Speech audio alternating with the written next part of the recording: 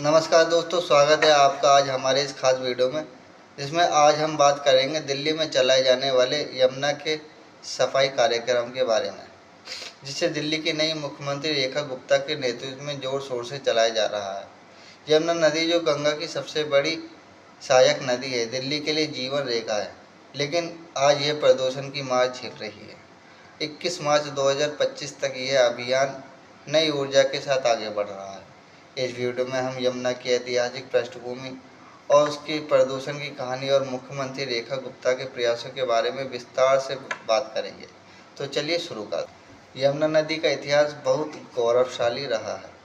यह उत्तराखंड के यमुनोत्री ग्लेशियर से निकलती है और दिल्ली में सिर्फ 22 किलोमीटर की दूरी तय करती है। मुगल काल में इसके किनारे शाही बाग, महल बनाए गए थे। उस समय यमुना की निर्मल धारा दिल्ली की शान थी, लेकिन 20वीं सदी में औद्योगिकरण और शहरीकरण ने इसे बदल दिया। 1985 में भारत सरकार ने गंगा एक्शन प्लान शुरू किया, जिसमें यमुना की सफाई भी शामिल थी। इसका मकसद था औद्योगिक और घरेलू कचरे को नदी में जाने से रोकना, लेकिन यह योजना ज़्यादा सफल नहीं हुई। फिर 1993 में यमुना एक्शन प्लान शुरू हुआ, जिसके तहत सीवेज ट्रीटमेंट प्लांट बनाने की बात हुई। इसके बावजूद हालात नहीं सुधरे। 2024 में नमामि गंगे परियोजना आई, जिसमें यमुना पर भी ध्यान दिया गया। उस समय तक दिल्ली में यमुना का प्रदूषण चरम पर था। एक रिपोर्ट के मुताबिक दिल्ली में हर दिन 3,500 मिलियन लीटर अपशिष्ट जल यमुना में डाला जाता था, जिससे ज़्यादातर बिना ट्रीटमेंट का था। 2025 में अरविंद केजरीवाल ने मुख्यमंत्री बनते ही यमुना को 5 साल में साफ करने का वादा किया, लेकिन 10 साल बाद भी वादा पूरा नहीं हुआ।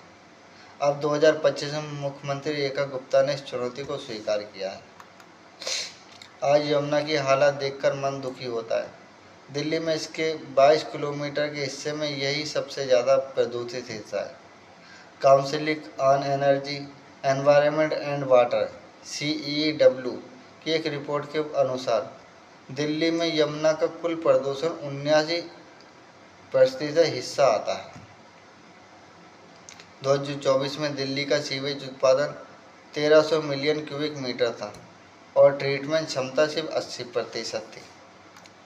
18 बड़े नाले जैसे नजफगढ़, बाड़ापुल्ला और सादरा नाला हर दिन लाखों लीटर गंदा पानी यमुना नदी में डालते हैं।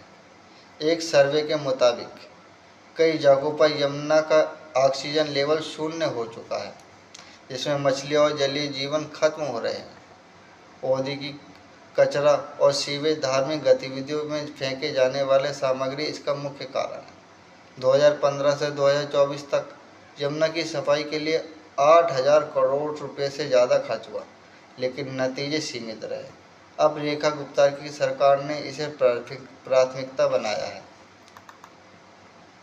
20 फरवरी 2025 को रेखा गुप्ता ने दिल्ली की मुख्यमंत्री के रूप में शपथ ली। शपथ लेने के कुछ घंटे बाद ही वे अपने मंत्रिमंडल के साथ वासुदेव घाट पर यमुना आरती करने पहुंचे। ये एक संकेत शुरुआत थी कि यमुना की सफाई उनकी सरकार की प्राथमिकता है।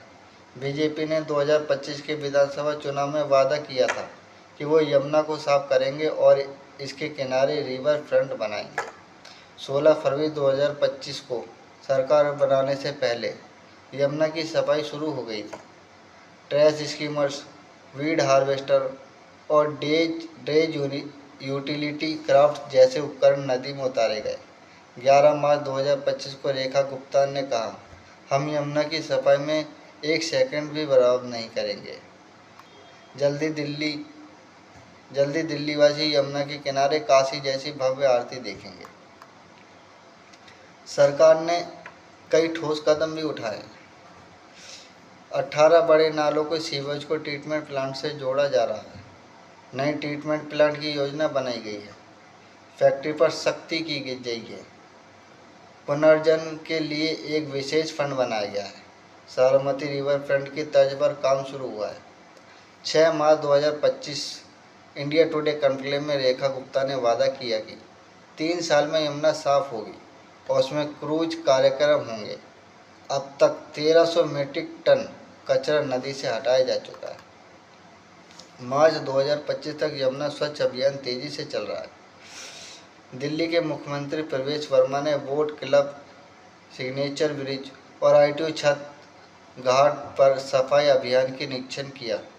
रेखा गुप्ता ने 100 दिनों में 5 बड़े लक्ष्य तय किए, जिसमें यमुना की सफाई सबसे ऊपर है। सरकार ने सड़कों और नालों की कीड़ी सीटिंग भी शुरू की है, ताकि मानसून में जलभराव ना हो। लेकिन चुनौतियाँ भी बड़ी हैं। औद्योगिक इकाई और अभी भी नियम तोड़ रहे हैं। विशेषज्ञों का कहना है कि सीवेज ट्रीटमेंट की पूरी क्षमता इस्तेमाल नहीं हो रही। CEEW के अनुमान है कि 2050 तक दिल्ली का सीवेज 1920 मिलियन क्यूबिक मीटर तक पहुंचेगा। जनता की भागीदारी भी जरूरी है। फिर भी सकारात्मक कदम दिख रहे हैं। यमुना के किनारे हरियाली के लिए पेड़ लगाए जा रहे हैं। रिवर फ्रंट प्रोजेक्ट का पहला चरण 2027 तक पूरा होने की उम्मीद है। रेखा गुप्ता ने कहा है, हमारा सपना है कि यमुना दिल्ली की पहचान बने। दोस्तों, यमुना नदी स्वच्छ अभियान एक लंबी लड़ाई है, लेकिन मुख्यमंत्री रेखा गुप्ता की अगुवाई में यह नई दिशा में बढ़ रहा है। बीजेपी की डबल इंजन की सरकार ने इसे मिशन बना दिया है, लेकिन यह तभी सफल होगा जब हम सब इसमें हिस्सा लेंगे। आइए संकल्प लें, हम यमुना को गंदा नहीं करेंगे, कचरे को साफ जगह डालेंगे और अपने आसपास साफ रखेंगे। अगर आप भी इस अभियान का हिस्सा बनना चाहते हैं तो अपने विचार कमेंट में लिखिए और शेयर करिए। इस वीडियो को लाइक और शेयर करिए ताकि ज़्यादा से ज़्यादा लोग हमसे जुड़ सकें। आइए हम सब स्वच्छता अभियान में अपना अपना हाथ बटाएं। तो इस वीडियो को लाइक करें और अपना समर्थन दें। धन्यवाद, नमस्कार।